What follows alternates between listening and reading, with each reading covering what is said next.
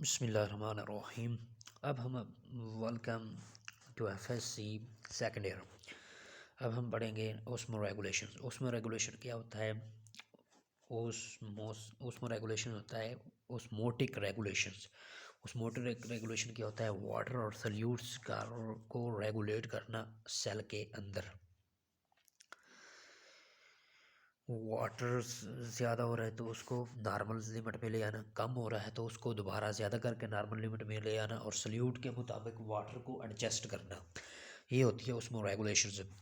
Waters की अगर बात करें तो ये हमारे पास सॉल्वेंट के तौर पर एक्ट करता है। हमारे सल्यूट्स जो सेल के अंदर जो भी सल्यूट होता है, सोडियम क्लोराइड और बाकी नमकियात जो होते हैं उनके लिए ये सॉल्वेंट का काम करता है।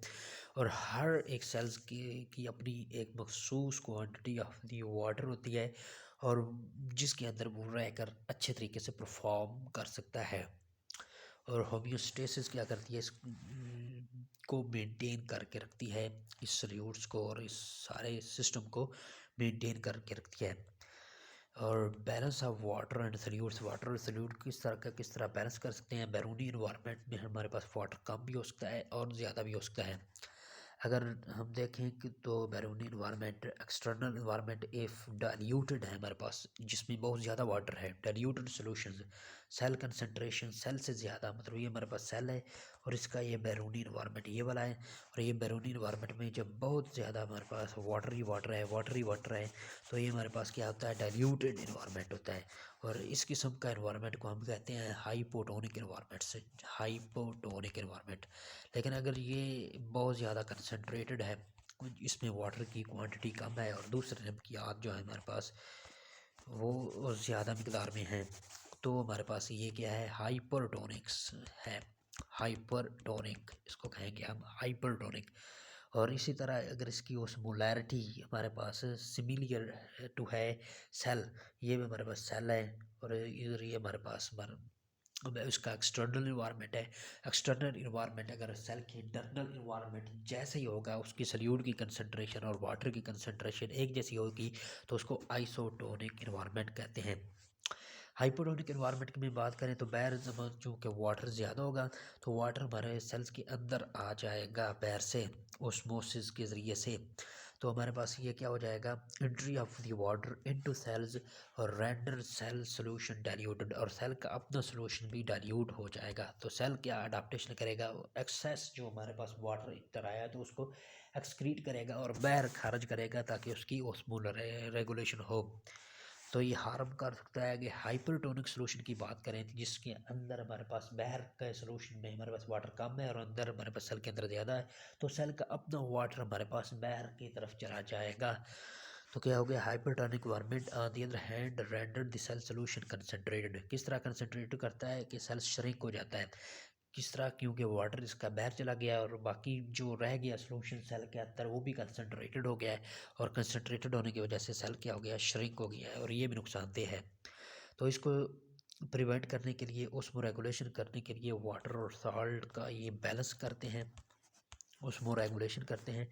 ये हमारे पास अगर हम बात करें हाइपोटोनिक इन्वायरमेंट की तो बाहर वाटर बहुत ज़्यादा है तो वाटर अंदर आ जाएगा और सेल हमारे पास टर्जिड हो जाएगा। आइसोटोनिक बाहर जैसे इन्वायरमेंट अंदर भी है वैसे इन्वायरमेंट और ये नॉर्मल रहेगा।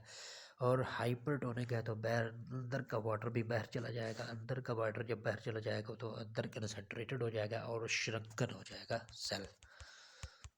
तो ये हमारे पास इस मेथड ऑफ ओस्मो रेगुलेशन है। और हाइपोटोनिक, आइसोटोनिक, हाइपरटोनिक इन्वायरमेंट है। ओस्मो रेगुलेशन किस तरह होती है प्लांट के अंदर? तो प्लांट्स के अंदर अपने माहौल के हिसाब से और वाटर अवेलेबिलिटी के हिसाब से हमारे पास वाटर रेगुलेशन होती है, उसमें रेगुलेशन होती है। जो एक्वेटिक इन्वायरमेंट में पाए जाते हैं प्लांट्स, उनको हाइड्रोफाइट्स कहते हैं। जो मॉडरेटली ड्राई किस्म के इन्वायरमेंट में पाए जाते हैं इनको मेसोफाइट्स कहते हैं। और जो बिल्कुल ही हमारे पास ड्राई इन्वायरमेंट में पाए जाते हैं इनको ज़ीरोफाइट्स कहते हैं हमारे पास। ये मुख्तलिफ़ किस्म के जो फाइट्स पौधे हैं मुख्तलिफ़ किस्म की उसमें रेगुलेशन शो करते हैं। हाइड्रोफाइट्स की बात करें तो इसमें फ्लडिंग ऑफ वाटर को, बहर बहुत ज़्यादा वाटर होता है, फ्लडिंग ऑफ वाटर को ये क्या करते हैं? उसको सामना करते हैं। तो इन्होंने क्या करना, तो इनकी अंदर भी बहुत ज़्यादा वाटर आ जाता है और उनकी वाटर से निजात पाने के लिए इनके पास मैकेनिज़्म क्या होता है, लार्ज ट्रांस के लार्ज अमाउंट में वाटर को ट्रांसपायर करना होता है। तो इसके लिए हमारे पास क्या होता है, एक्सटेंसिव स्टोमेटा होते हैं ऑन दी अपर सरफेस। इनके लीव्स बहुत बड़े होते हैं, सरफेस एरिया ज़्यादा होता है और उनके ऊपर वाले सतह पर स्टोमेटा बहुत ज़्यादा होता है, जिनकी वजह से गैसियस एक्सचेंज होती है और ज़्यादा वाटर जो है हमारे पास जो इनके अंदर आता है फ्लडिंग के नतीजे में वो बाहर ट्रांसपायर हो जाता है, उसकी ट्रांसपायरेशन हो जाती है। तो ये लॉस ऑफ वाटर होता है। मियोफाइट की बात करें तो इनमें मॉडरेट सप्लाई होती है वाटर की। जब वाटर बहुत ज़्यादा हो जाता है तो इनके स्टोमेटा ओपन हो जाते हैं और जब रिस्ट्रिक्टिव सप्लाई होती है तो स्टोमेटा क्लोज हो जाते हैं ताकि ज़्यादा वाटर जो है हमारे पास वेस्ट ना हो। और इसकी एग्जांपल की अगर हम बात करें तो ब्रासिका, रोज़, मैंगो इसकी एग्जांपल है मीज़ोफाइट्स की इम्पोर्टेंट एमसीक्यूज़ के तौर पर लिया जा सकता है इसको। ज़ीरोफाइट्स की बात करें तो इसमें क्या होता है, रेयर ट्रांसपायरेशन होती है क्योंकि इनके अंदर हमारे पास वाटर की अवेलेबिलिटी कम होती है। तो इसके पास ऐसी कंडीशंस होंगी और ऐसी अडाप्टेशन होगी जिसकी वजह से ये क्या करेंगे, वाटर की ट्रांसपिरेशन को कम करेंगे और वाटर लॉस को कम से कम करेंगे। और उनके लिए क्या होते हैं, इनके लीव्स कम होते हैं, इनके तने ही होते हैं और इनके ऊपर वैक्सी लेदरी क्यूटिकल होती है जो कि ट्रांसपायरेशन होने से बचाती है। और इनके स्टोमेटा लोअर सरफेस पर होते हैं, कम मिकदार में होते हैं और डिप्रेशंस भी होते हैं जिसकी वजह से कम ट्रांसपायरेशन होती है। इसकी एग्जांपल की अगर बात करें तो कैक्टी ड्राइएस्ट कंडीशंस की अगर में क्या करते हैं, ये शेड कर देते हैं लीव्स ताकि इनमें कम से कम ट्रांसपायरेशन हो। और स्टेम और इनमें फोटोसिंथेसिस कहाँ होती है, इनके स्टेम्स में, इनके तनों के अंदर हमारे पास फोटोसिंथेसिस होती है। ये एमसीक्यू तौर पर लिया जा सकता है। रेनी सीजन में क्या होते हैं, जब वाटर अवेलेबल होता है तो उनका तना क्या करता है, वाटर को स्टोर कर लेता है ताकि वो ड्राई कंडीशंस में हमारे पास वो वाटर काम आ सके। तो इस तरह ये ज़ीरो फाइट हैं, ये इधर इसके एग्जांपल हैं। हमारे पास ये एक हाइड्रोफाइट्स हैं और ये हमारे पास ज़ीरो फाइट्स हैं और इनके तने में कम स्टोमेटा होते हैं और इधर ही बहुत चौड़े बने और ज़्यादा स्टोमेटा होते हैं, इधर कांटे होते हैं और इधर हमारे पास तनों में वाटर स्टोर होता है और इनके अंदर थिक वैक्सी क्यूटिकल होती है और ये इसमें नहीं होती वैक्सी क्यूटिकल। तो ये इधर हम बात करते हैं।